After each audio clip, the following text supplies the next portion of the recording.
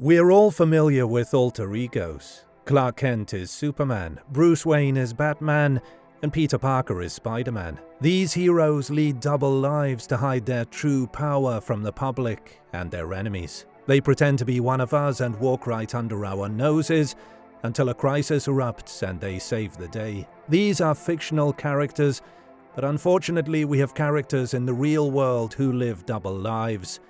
Not for good, but for pure evil. One of these characters is Rex Heuermann, a successful architect, husband and father by day, brutal serial killer by night. Welcome to Bad Things, and our deep dive into Rex Heuermann, the man who has been charged with the vicious Gilgo Beach serial murders. Join us as we look into the infamous serial killer case, the man who is suspected of being the Long Island serial killer, the double life he led up until his arrest, and how modern forensics might just put the 30-year case to bed. Rex Heuermann left his office near the Empire State Building and headed down a busy Fifth Avenue as the sun set on a warm Thursday evening in Manhattan. The successful architect strolled, bag slung over his shoulder and left hand in his pocket, thinking about his day at work. Suddenly, several men in dark suits and ties appeared out of nowhere. Heuermann, tall and heavy-set, towered over the law enforcement officials who had encircled him. As pedestrians walked down the sidewalk, he was apprehended without incident in connection with a 13-year murder investigation involving young female victims on Long Island's South Shore who worked as escorts. Who was this seemingly harmless businessman, taken into custody for multiple slayings that have spawned dozens of true crime shows, documentaries, and long-running podcasts? Rex Heuermann's early life and background. Heuermann was born on September 13, 1963, to Theodore and Dolores Heuermann in Long Island, New York. Heuermann lived much of his life with his parents, two older sisters, and younger brother, Craig, in Massapequa Park on the south shore of Long Island. Not much is known about his childhood, but classmates from his time at Berner High School have given us an insight into his teen years. These accounts are almost cliched, as they are carbon copies of all interviews with those who knew a serial killer before they were identified as one. I was really scared of him.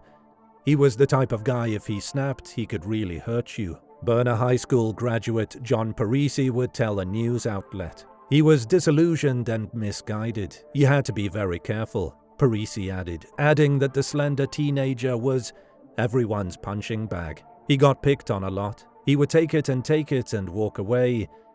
I saw him push to his limit, Parisi recalled.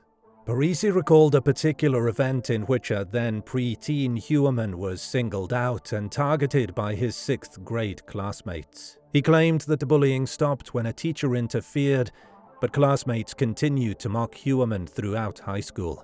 He was a recluse, very quiet. When I heard they arrested him, I was not surprised at all, another former classmate, Don Offel, said in an interview. Fellow student John Demacaulay remembers unsuccessfully trying to recruit Heuermann for his friend's street hockey game. He just didn't want any part of it. He didn't want any part of sports. He didn't want any part of anything. He didn't have the social skills to hold a conversation. Just a very weird character. He had a mean streak in him, Demacaulay would say. Heuermann was an outcast. Another teenage classmate, Dan Musto, concurred. Musto, who grew up with Heuermann, claimed he experienced difficulties with his father, who was rough on him for not being a go-getter. In retaliation, Heuermann acted out and got caught after going on a shoplifting spree. Musto also said that issues between Heuermann and his father was common knowledge. One interaction with a classmate, according to criminologist Scott Bonn, was the work of a fledgling psychopath in development.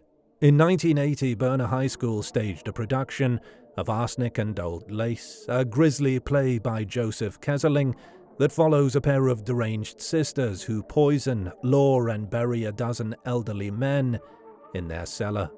Heuermann and his classmate had been working behind the scenes as stage technicians for the performance. During one rehearsal, according to his classmate, Heuermann secretly added weights to the bottom of the pulley system that raised and lowered the stage curtains. When she pressed a lever to lower the curtains while gripping a rope attached to the system, her body soared toward the auditorium roof. "I thought I was going to die," she said. She claims Heuermann immediately helped her and apologized. However, the former classmate claimed the huge 6'4" teenager was marking his domain, making it difficult for other students to manage the curtains because of the extra weight. He had re-weighted all of them so that only he could do it, or somebody strong could do it, she said. It created a dangerous situation. One recurring theme in serial killer profiles is their relationship with their mother.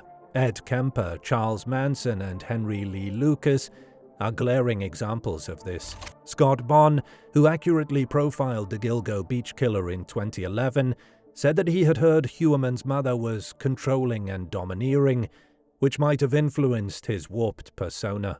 He had a kind of an unusual, incestuous relationship, in an emotional sense, with his mother, which could be a contributing factor to his pathology, according to Bonn. Who knows what was ticking beneath the surface, the criminologist said. He may have been projecting the loving, doting son, when in fact there may have been some deep-seated resentment toward Mom. Heuermann was bizarrely close to his controlling mother while he was an adolescent, according to those who knew him when he was a teenager. Heuermann was a mama's boy who would tell friends things like, "I have to get home to my mother," according to a former student from Berner High School. "I always got the impression he was close to his mother. The mother seemed to be his all," the classmate said. The former classmate, who wished to remain anonymous, recalled how Heuermann extensively talked about his mother, but never spoke about his late father. Another precursor in the making of a serial killer is abuse during childhood. It seems that Rex isn't the only Heuermann accused of horrific crimes. The pastor cousin of Rex Heuermann was himself accused of abusing a young girl for 7 years. Reverend Kenneth Heuermann, pastor of St. Michael's Lutheran Church in Camillus, was accused of drugging and abusing the woman when she was 8 years old. R.W., an adult in her early 70s, has sued the Evangelical Lutheran Church for $45 million in damages.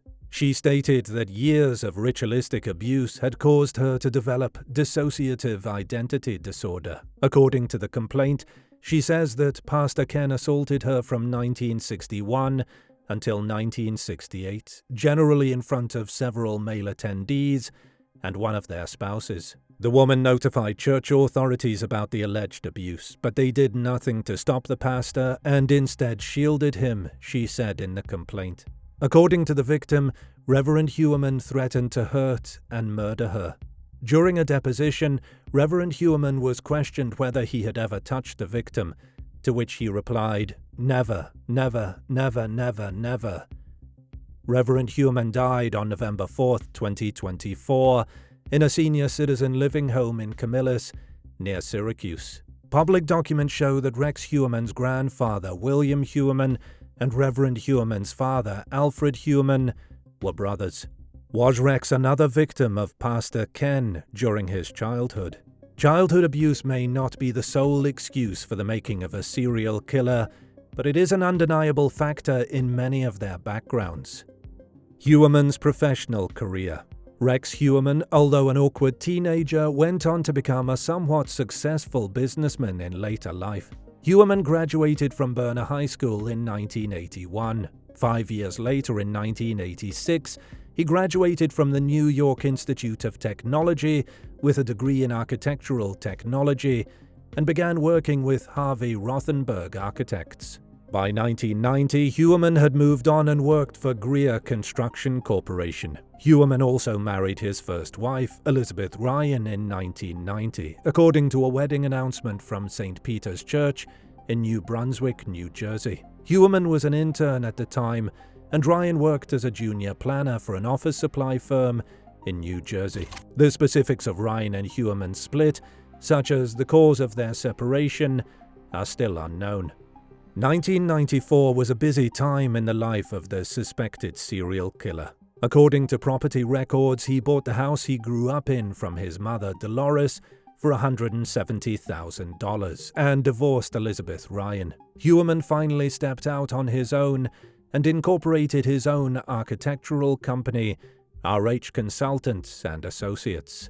RH Consultants and Associates was based at 5th Avenue and 36th Street in Manhattan. Cipriani, Target, Nike, and Foot Locker are among the customers listed on RH Consultants and Associates' website, but the business seems to have specialized in guiding projects through the hurdles of permits and approval in the city. A New York restaurateur, Dreamweaver666, posted on Reddit that Heuermann seemed to be proficient in permit laws in the state. I actually met with Rex in the summer of 2022 when he consulted on the ADA code and requirements for our restaurant space in Brooklyn. He and his office came extremely highly recommended from a reputable hospitality law firm in NYC as the guy in that arena. The media's labeling of him as an architect is somewhat misleading, as he specialized mostly in filing permits with city agencies and navigating obscure building codes, not the work of oft-romanticized design architects. Dreamweaver666 would go on to say, aside from thinking he was an only in New York kind of quirky character, I'd have never imagined he was capable of what he's done. I shudder when I think that I shook his hand multiple times that day. Although there are many testimonials on how proficient Heuermann was in his career, there were also some negative points in his company's history. The New York City Department of Buildings launched an inquiry against Heuermann in 2007 after a crumbling building in Manhattan's central Harlem area left at least 26 people homeless. According to the New York Daily News, the Department of Buildings was especially looking into whether Heuermann, who was hired to restore the property, misidentified it as vacant. It was one of numerous jobs linked to Heuermann that the government reviewed in 2007. The audits were completed after the Department of Buildings found no pattern of fraudulent filings or serious disregard for its standards. When a serial killer is caught, the skeletons come out of the closet, figuratively and literally. As we've already mentioned, classmates haven't been shy in their commentary on Heuermann's personality. After his surprise arrest, his work colleagues and employees would jump on the bandwagon. Working for Heuermann meant Muriel Henriquez had to engage in frequent back-and-forth conversations with him in the office. During her tenure at the firm, she saw nothing unsettling or unusual about his conduct or personality. Muriel would say that Heuermann was a little bit of a nerd in a way. He liked to talk about himself, what he knew. Not a narcissist, but a little bit of, I know everything kind of guy. Even though Heuermann and his conduct seemed innocuous on the surface, she had one strange and unsettling interaction with Heuermann. Muriel had booked a cruise holiday to celebrate her 40th birthday with her loved ones. Before she left for her trip, Heuermann asked about her birthday plans. She told him she was partying in the middle of the ocean and that he couldn't locate her even if he tried. Although he said he could do so, she paid no attention to the boast until she discovered a white envelope under her cabin door on the second day of the trip. It had a message from Heuermann that said, "I told you I could find you anywhere." Mary Schell, another ex-employee, would also spill the beans on her time at RH Consultants. Schell first ran into Heuermann in September 2007 while working at a small architecture firm that hired RH Consultants as an expediter to cut through the city's red tape. When I first met Rex Heuermann in his Midtown office, his face turned red like that of a shy teenage boy who had been surprised by a hot girl in the cafeteria. Even sitting behind his desk, he looked to me like a giant. His office was mostly staffed by women like myself, young and petite, the girl next door type. We knew he was married with a family in Massapequa, but he never spoke of them, Schell would say.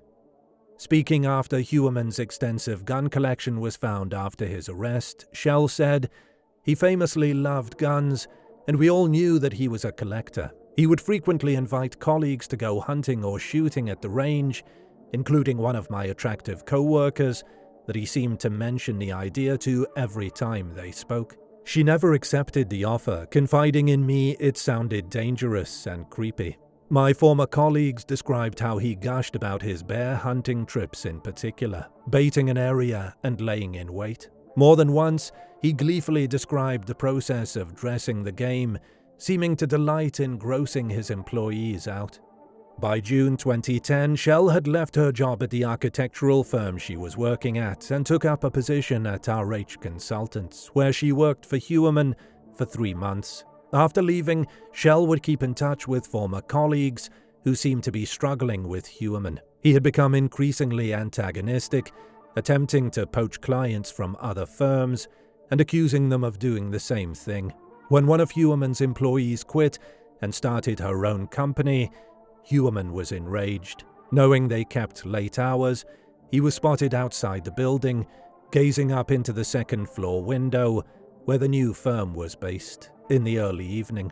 My colleagues' minds went quickly to his gun collection, and they began locking the elevator and the doors, Shell would say. Heuermann would make more creepy and seemingly violent in nature comments in early 2022. This time it was caught on tape and posted on YouTube. In an interview from his Midtown Manhattan offices posted by a French YouTuber in early 2022, a red-faced Heuermann appears at his desk in a button-down shirt, discussing his dealings with New York City's Department of Buildings on accessibility requirements for persons with disabilities. He boasts of his patience and tolerance while dealing with clients and borough commissioners. "I'm a troubleshooter born and raised on Long Island," he explains. Heuermann said he learned furniture making from his father, an aerospace engineer who built satellites. He then spoke subtly about using a weapon to get his way. Heuermann's personal and public life. 1994 would also become the year that Heuermann would meet his second wife, Asa Gudbjörg Ellerup, who he would marry on April 13, 1996, just before Asa gave birth to their daughter Victoria. The couple have a son, Christopher Sheridan, together, though some people think that it may be Heuermann's stepson. The Heuermann's neighbor, Etienne de Villiers, described the son, stating, "He has a partially disabled kid, a very nice kid." De Villiers said, "We spoke frequently every day, and his kid is a nice kid, a special needs kid." The question everyone following the case is asking is how Heuermann hid his horrendous crimes from his family, or did they know about the murders and turn a blind eye? In an interview, Suffolk County Police Commissioner Rodney Harrison shared the family's reaction to allegations that he was the Gilgo Beach serial killer. "They were shocked, embarrassed, and disgusted," Harrison said. "I don't believe they knew about this double life Heuermann was living." Ellerup's attorney, Bob Macedonio, who has spoken for the Heuermann family, has said, "As with any family, it's extremely upsetting, and they're totally shocked and caught off guard." After 27 years with Mr. Heuermann, Ms. Ellerup maintains the belief that her husband is not capable of committing these heinous acts. The family doesn't want to make any further comment than that. Not everyone thinks that the family had no knowledge of his crimes. Attorney John Ray, an attorney representing potential victims of the accused Gilgo Beach serial killer, revealed demonic information about Heuermann's daughter, including her fondness for sadistic artwork depicting situations similar to how the women on Long Island died. John Ray convened a news conference to reveal the horrifying details about Victoria and the strange resemblance between her artwork and the crimes for which her father has been accused of. Ray displayed a collection of violent images created by Victoria as well as artwork by others, which she reposted on her Tumblr profile. He associated these photos with the purported Gilgo Beach murders, specifically mentioning how body parts are dismembered, the family's home, and other cannibalistic fantasies. The evidence that we have suggests that we have been told a story by the Heuermann family, Ray said. Victoria appears very innocent in her interactions with the press. Ray painted a different image of her. As she really is as she portrays herself on the internet, Victoria's true self is a very different self, Ray said. These people didn't tell the truth, Ray said. They're misleading us. Ray believes Victoria may now be linked to some of Heuermann's murders, or knew about them but was desensitized to them. Dr. Gary Broccato, a forensic psychologist, described this as normalization. Broccato pointed to similar cases to Heuermann's such as the David Parker Ray case. Parker Ray, sometimes known as the Toy Box Killer, has been suspected of torturing and murdering about 50 women in his basement. Parker Ray's daughter would occasionally bring women to him to kill. Ray showed various images created by Victoria and others' artworks that she shared on social media to the press. One image showed a hanged person with a shoe missing. Sandra Castillo was found with a shoe missing. This seems to be a fetish that was indulged in by Rex Heuermann, a fetish that was depicted and looked into by his daughter, Ray said. That's a connection.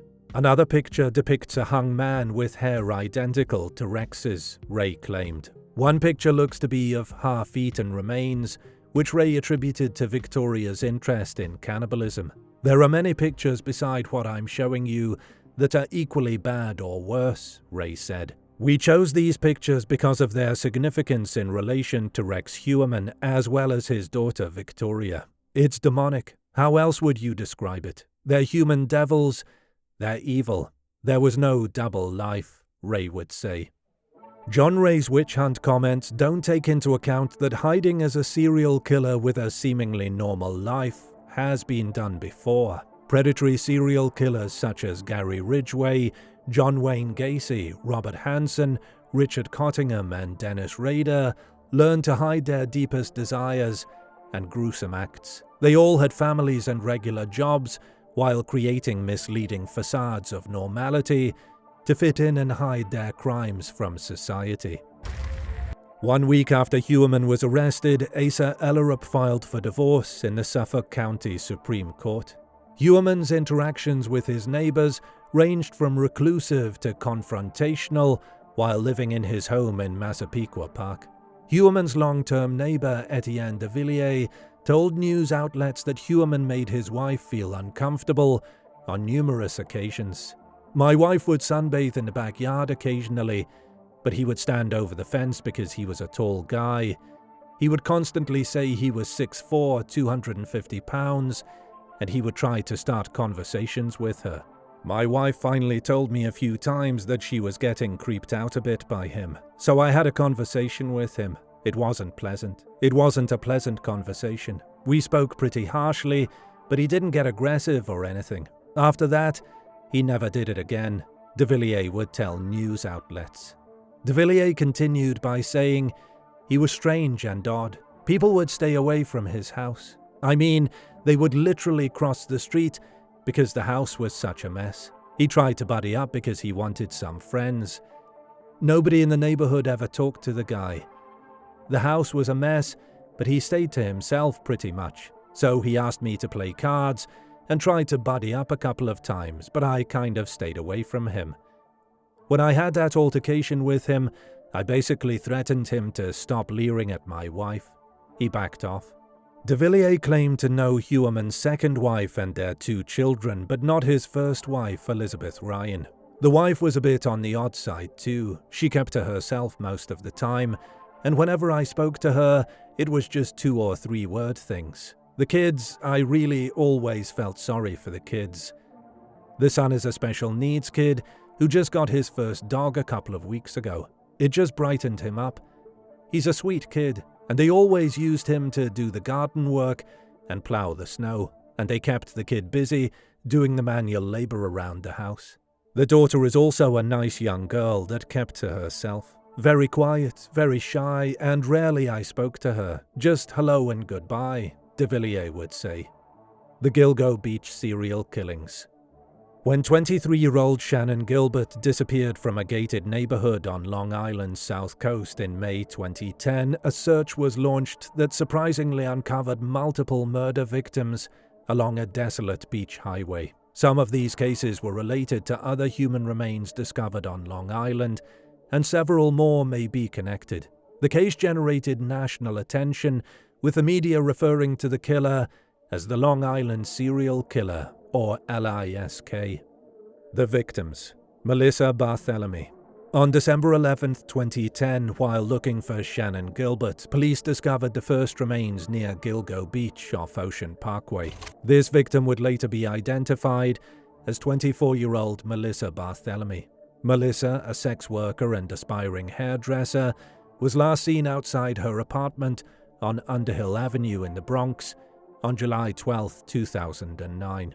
A bank surveillance camera caught her making a $1,000 deposit that same day. Melissa's boyfriend or pimp, John Blaze Terry, said that she had planned another $1,000 escort date for the next night, somewhere on Long Island. Shortly after Melissa went missing, her sister got a series of phone calls from Melissa's phone number from a man claiming to be her killer. According to accounts, the first phone calls were made on July 16th, 19th, and 23rd, with the last call coming on August 26th or 27th. The calls were made from crowded areas in New York City, such as Madison Square Garden and Times Square. Cell phone records also revealed that Melissa's voicemail was accessed on July 12th from Massapequa, Heuermann's hometown. Melissa Barthélemy had been strangled to death. 2 days after finding Melissa's remains, the bodies of 3 more women were found nearby. Amber Lynn Costello, 27, Megan Waterman, 22, and Maureen Brainerd Barnes, 25. Amber Lynn Costello. Amber Lynn Costello, a sex worker, was last seen by her roommate on September 2, 2010, when she left her home in North Babylon to meet a customer. The customer phoned Amber 3 or 4 times and offered her $1,500 for her services. The customer made his last phone call at 10:30 p.m., claiming he was parked down the street. She left her home without her phone, dressed in a pink sweatshirt and jeans. Amber's remains were found by police officers on December 13, 2010, along Ocean Parkway near Gilgo Beach. Like Melissa, she had been strangled. Megan Waterman. Megan Waterman was last seen on June 6, 2010 at 1:30 a.m., leaving her hotel in Hapag, New York. She had been staying at the Holiday Inn Express on Expressway Drive South. Megan was last seen on security cameras in the hotel lobby before walking out of the hotel. Megan's remains were found on December 13, 2010, along Ocean Parkway. Medical examiners concluded that she had been strangled. Maureen Brainerd Barnes. Maureen Brainerd Barnes was last seen on July 9, 2007, in her room at the Super 8 Hotel in Midtown Manhattan. She had left her home in Norwich, Connecticut to meet with a customer she had booked on Craigslist. She was robbed outside the hotel and chose to return to Connecticut. Her final confirmed phone call was from Penn Station to her sister, Missy. She was reported missing on July 14, 2007. Shortly after Maureen went missing, a friend of hers got a call from an unfamiliar number.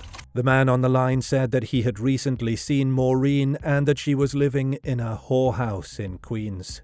He refused to identify himself and could not provide the house's address. He said he'd call her back with the location, but he never did. Maureen's mobile phone pinged at Fire Island, Long Island, within weeks of her disappearance. Maureen's remains were discovered on December 13, 2010, alongside Ocean Parkway near Gilgo Beach. She'd been strangled. Maureen was found close to the other 3 victims. These women are collectively known as the Gilgo Beach Four. Jessica Taylor. 3 months later, in March 2011, the partial remains of 20-year-old Jessica Taylor were discovered at Gilgo Beach. Taylor, originally from Poughkeepsie, New York, left home as a teenager and settled in Brooklyn. She spent nearly 3 years under the watchful eye of a pimp named Khalil White, also known as Remy, periodically moving up and down the East Coast, carrying out sex work. During a trip to Washington, D.C., Jessica decided to return home. She left on July 15, 2003, and was reported missing by White later that day. Her car broke down during the trip, but she managed to hitchhike back to Brooklyn. She was apparently spotted a few days later, between July 18th and 21st, 2003, in Manhattan's Port Authority bus station. Her remains were found on July 26, 2003 in Manorville, New York, at the end of an access road off Halsey Manor Road, just north of the Long Island Expressway. She'd been dismembered, with just her torso found on a sheet of plastic. The medical examiner determined that she had died 2 or 3 days earlier. She could not be identified at the time. A tattoo on her right hip had been mutilated with a sharp instrument. The tattoo was a red heart with an angel wing reading "Remy's Angel" in reference to her pimp. Detectives sent pictures of the tattoo to other law enforcement departments in an effort to identify her. 7 months after Jessica's corpse was discovered, a detective in Washington, D.C. recognized the tattoo and linked it to her. Suffolk County Police requested DNA samples from her relatives for comparison, and a positive match was found. On May 9, 2011, a skull, pair of hands, and forearm discovered on March 29 near Gilgo Beach were identified as belonging to Jessica. On April 4, 2011, 3 more sets of human remains were found near Ocean Parkway. Valerie Mack, 24, whose partial remains had been discovered in Manorville some years before, an unidentified toddler, and the skeletal remains of an unidentified Asian individual were found in close proximity to each other. Valerie Mack. Valerie Mack's family last saw her in Port Republic, New Jersey during the summer of 2000. She was never recorded as a missing person. Her last known residence was in the Philadelphia, Pennsylvania region, where she worked as an escort. Hikers found a woman's corpse in the Long Island Pine Barrens in Manorville, near Halsey Manor Road, on November 19, 2000. The corpse had been cut into pieces and then placed in plastic bags. It was assumed that she had been dead for several weeks before the discovery. Law enforcement dubbed her the Manorville Jane Doe at the time. On April 4, 2011, a head, hands, and right foot were discovered in a trash bag on Ocean Parkway. These bones would be referred to as Jane Doe number 6 until DNA testing matched them to the Manorville Jane Doe. On May 22, 2020, Long Island police revealed that they had identified the Manorville Jane Doe and will be revealing her identity. Valerie Mack had been identified. Asian Doe. Asian Doe was believed to be 17 to 23 years old, 5'6" tall, and was missing 4 teeth. The victim was biologically male. However, they were dressed in women's clothing when they were murdered. It's not known if they were transgender. The cause of death was determined to be blunt force trauma to the head. Police believe the remains had been there for at least 5 years. Police produced a composite sketch of the victim in September 2011, but their identity has yet to be determined. Baby Doe. The most disturbing discovery was that of Baby Doe. The child's sex remains unknown, however, it is thought to be female. She is known as Baby Doe or the toddler. Police believe she is about 2 years old. She was discovered wrapped under a blanket with no obvious indications of trauma. A week later, in April 2011, 2 more sets of partial remains were discovered along Ocean Parkway. The first was a woman who is thought to be the mother of the child found a week earlier. Peaches. On June 28, 1997, the dismembered body of an African-American female was discovered at Hempstead Lake State Park, New York. The body was found in a green plastic container, discarded near a road. Both arms, head, and legs below the knee were severed. The victim had a tattoo of a heart-shaped peach with a bite out on her left breast. She was given the name Peaches. Police believe she died less than 3 days before her remains were found. On April 11, 2011, Nassau County Police found dismembered skeletal human remains inside a plastic bag in Jones Beach State Park and named her Jane Doe number 3. Incidentally, Heuermann worked as a seasonal employee at Jones Beach State Park between 1981 and 1984. In December 2016, Peaches and Jane Doe number 3 were definitively identified as the same individual. DNA analysis identified Peaches as the mother of Baby Doe, the unidentified toddler found near Valerie Mack's remains. A picture of the peach tattoo was featured in a national tattoo magazine in the hope that someone would recognize it and possibly have information on the victim. Stephen Cullen, a Connecticut tattoo artist, recognized it and claimed to have given the tattoo to a woman in 1996. Cullen identified her as a young black woman between 18 and 19 from either the Bronx or Long Island. Karen Vergata. The other remains found were those of Jane Doe No. 7, whose partial remains had been discovered on Fire Island in 1996. On April 20, 1996, 2 female legs wrapped in a plastic bag were found on the bayside shore of Fire Island, 1 mile west of Davis Park Beach. She was given the name Fire Island Jane Doe. The victim's skull was subsequently discovered on April 11, 2011, west of Tabay Beach in Nassau County. Here she was referred to as Jane Doe No. 7. Suffolk County Police held a press conference on August 4, 2023, announcing the identity of the Fire Island Jane Doe and Jane Doe No. 7 as Karen Vergata, who disappeared around February 14, 1996. She lived in Manhattan at the time. The woman whose disappearance led to the discovery of this gruesome serial killer dumping ground would only be found later in 2011, and according to law enforcement, but no evidence could be found that she had been murdered by the Long Island serial killer. Shannon Gilbert's remains were discovered in an Oak Beach marsh on December 13, 2011, around a quarter mile from where she was last seen. A week before, her purse, ID, mobile phone, clothes and shoes were discovered in the marsh along Anchor Way. Suffolk County Police suspect she drowned by accident after entering the marsh in a drug-induced panic, but toxicology tests revealed no illicit substances were found. In May 2012, Suffolk County medical examiners declared her official cause of death to be inconclusive. Dr. Michael Baden, a forensic pathologist, performed an independent autopsy in 2014 and discovered damage to her hyoid bone.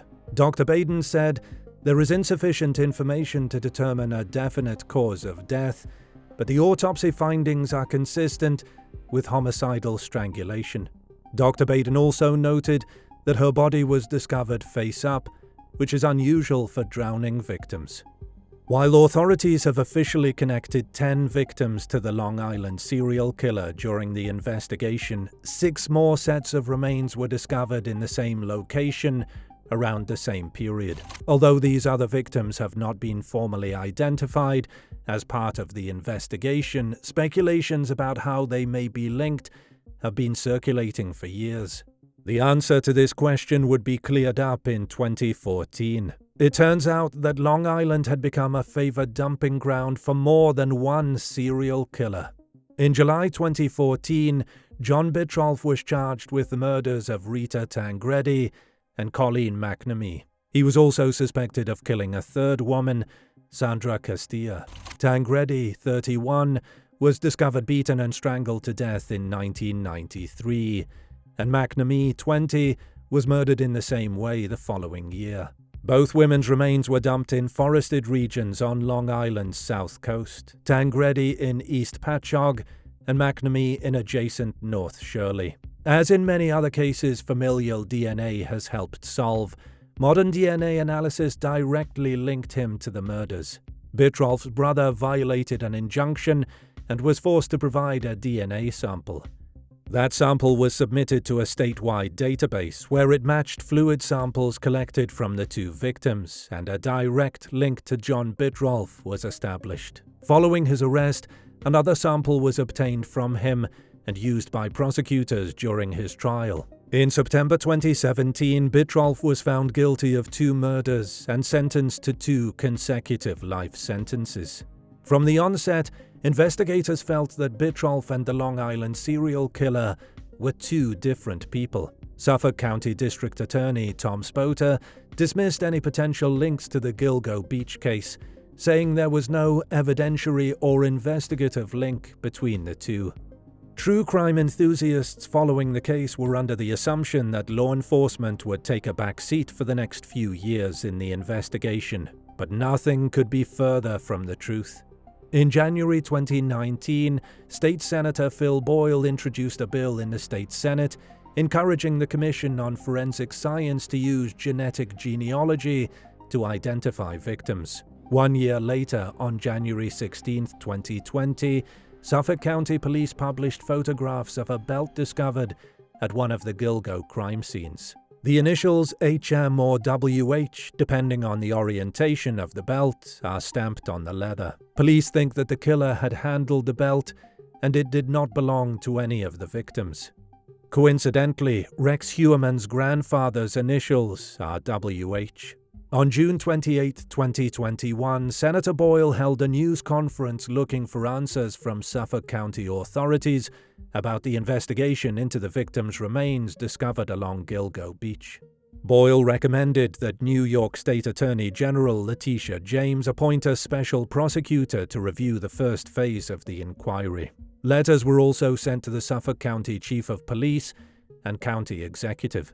On February 15, 2022, Suffolk County Police Commissioner Rodney Harrison announced the formation of a new task force dedicated to investigating the case. The task force would be made up of homicide detectives, the FBI, the Suffolk District Attorney's Office, and the Suffolk Sheriff's Office. The formation of the task force represents the first time federal, state, and local agencies will jointly dedicate investigators to solving one of the nation's most well-known serial killer cases. The team will also continue to utilize new scientific techniques to advance this investigation and collaborate on evidence gathered throughout the decades-long case that spans from Manorville to Hempstead, Commissioner Harrison said in a statement. On the 13th of July, nearly 17 months to the day, the task force had a suspect in their crosshairs. The arrest and evidence against Heuermann. Rex Andrew Heuermann was arrested and charged with 3 first-degree murders and 3 second-degree murders in the deaths of Melissa Barthélemy, Megan Waterman, and Amber Costello.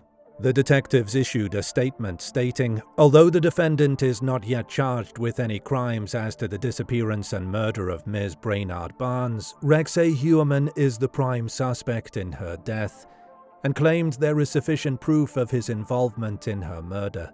Heuermann's legal counsel issued a not guilty plea in state court on his behalf. Judge Richard Ambro refused Heuermann's bail, noting the extreme depravity of his alleged offences.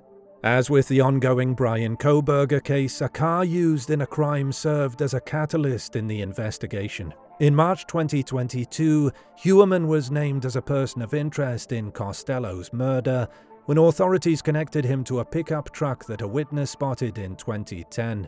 Following the discovery of the Chevrolet Avalanche, which was registered to Heuermann, police started looking into his mobile phone and bank data. According to court documents, Heuermann used his American Express card in the same location as he used the burner phone to contact the victims. Heuermann also made calls from the same places where he checked voicemail and spoke with Barthélemy's family members. Significantly, investigators could find no instance where Heuermann was in a separate location from these other cell phones when such a communication event occurred, according to the charge sheet.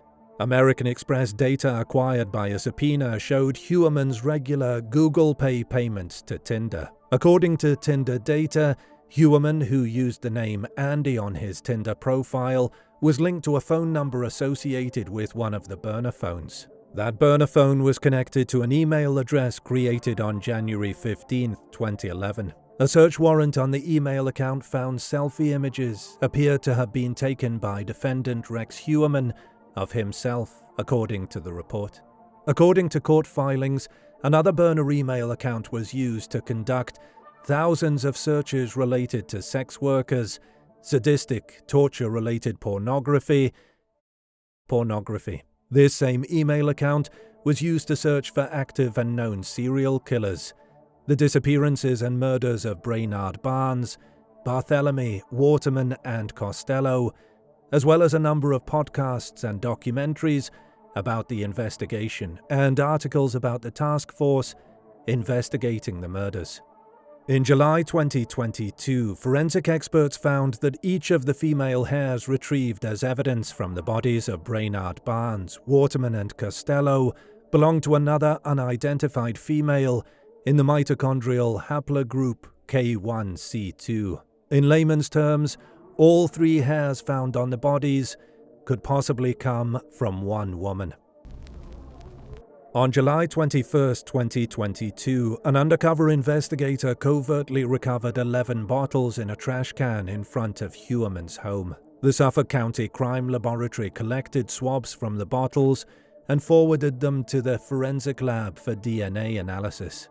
On January 26, 2023, a surveillance crew retrieved a pizza box belonging to Heuermann from a Manhattan trash can.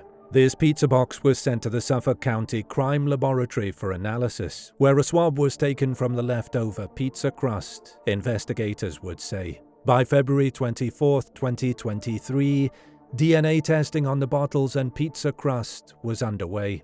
According to forensic analysts, one of the DNA profiles from the bottles found at Heuermann's residence indicated a female individual belonging to mitochondrial haplogroup K1CT, which is the same mitochondrial haplogroup as the female hairs collected from 3 of the victims.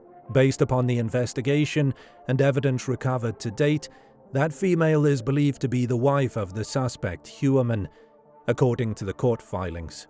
On March 23, 2023, the County Crime Laboratory sent a sample from the pizza crust to another forensic laboratory for independent analysis. A month later, on April 28th, a detective hand-delivered a sample of male hair discovered on one of the victim's remains to the forensic lab for examination, and a possible match to the DNA found on the pizza crust.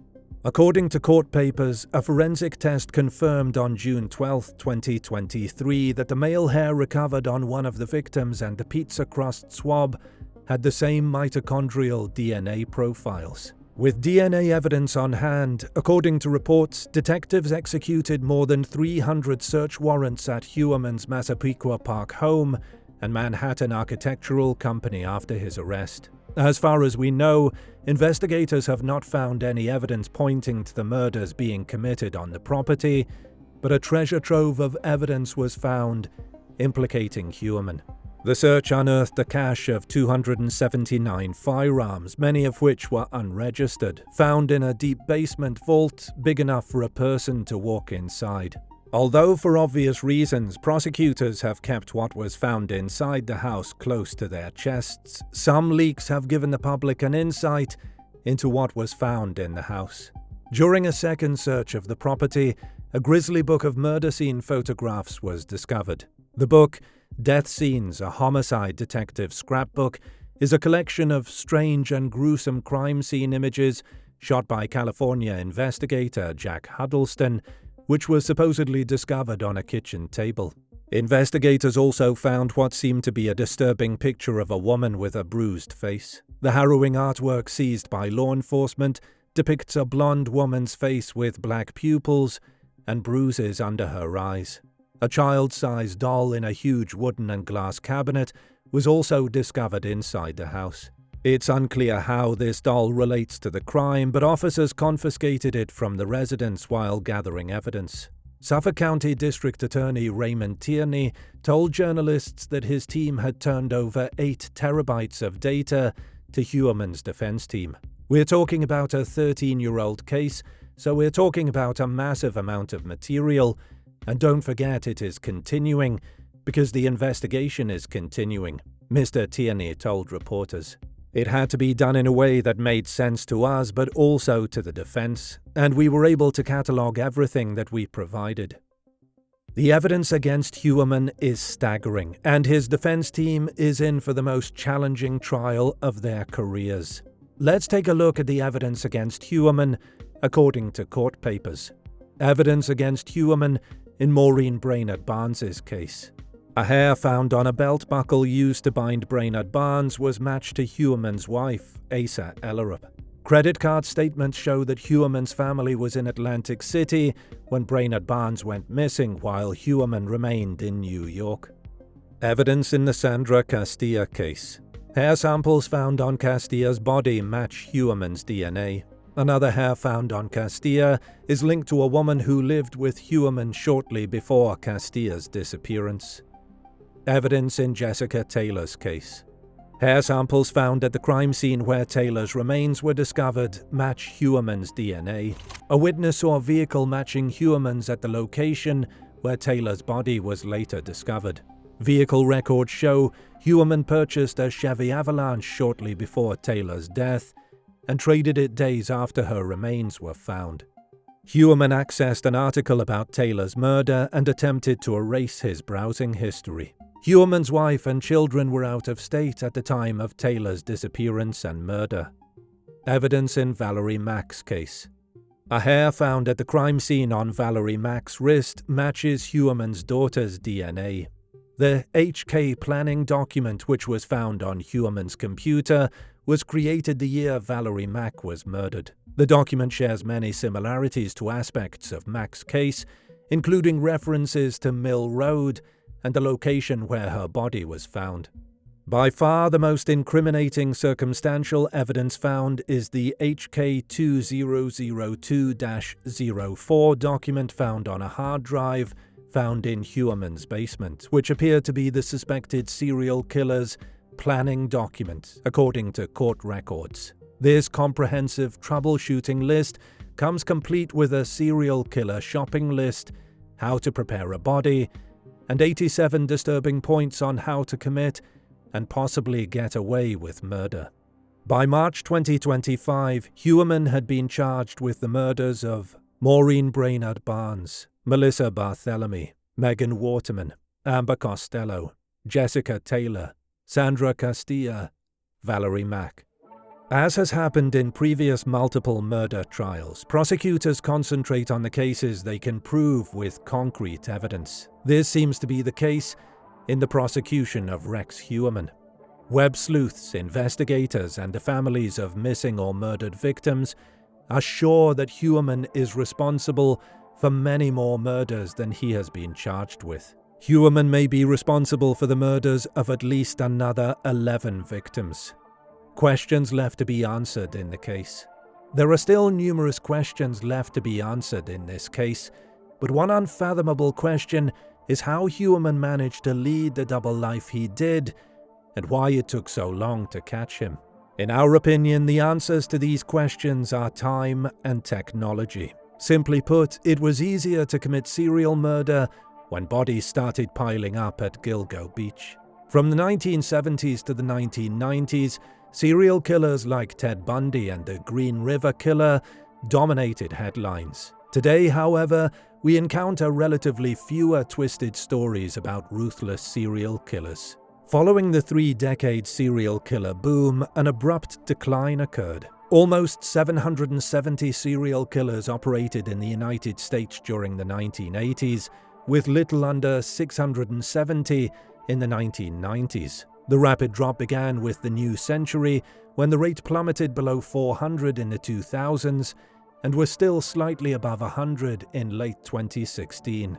This rapid decline can be attributed to our technology-centric society, where nearly every device can be tracked, surveillance cameras track our every move, and DNA can be taken off pizza crusts.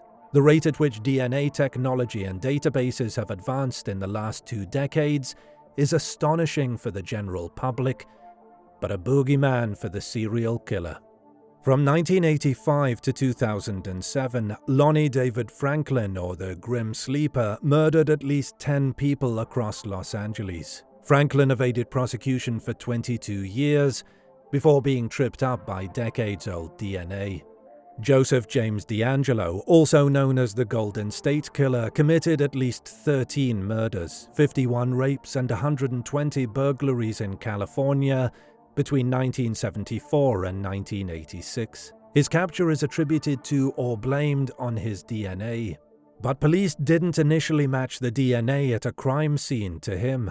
Decades after his crimes, investigators matched DNA submitted by family members to a public DNA database. These are just 2 of many decades-old cases solved by new DNA profiling techniques.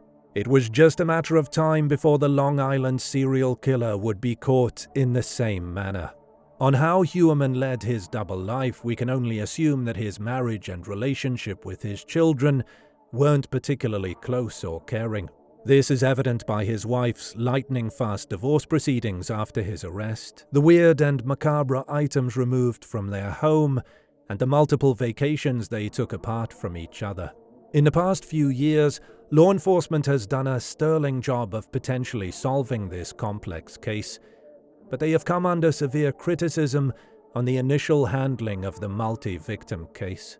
The FBI formally joined the investigation in 2015. This was announced after former police chief James Burke's indictment for civil rights abuses and conspiracy. Burke resigned from the department in October 2015 and was said to have resisted FBI participation in the Gilgo Beach crimes for years. Significant interagency friction and failures to cooperate in law enforcement hampered the investigation over the years. This case should be an example to future investigations as a proving ground that more hands and fresh minds make light work.